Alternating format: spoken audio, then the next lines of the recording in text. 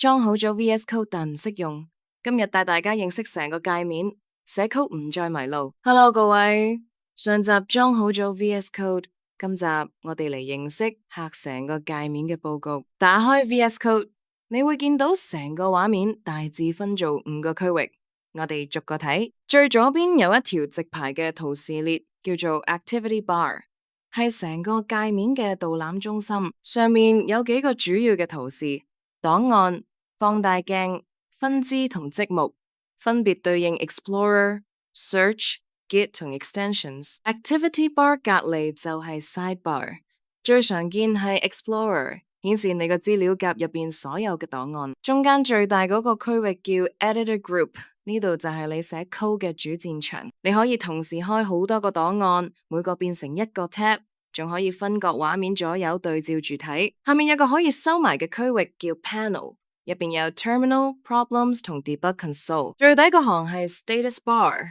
會顯示你喺第幾行、檔案編碼、語言模式同 Git Branch。記住5個區域 Activity Bar、Sidebar、Editor、Panel、Status Bar， 記熟咗學乜都快好多啦。今集幫大家建立咗界面地圖感，下集教大家開資料夾同建立第一個檔案。下集見。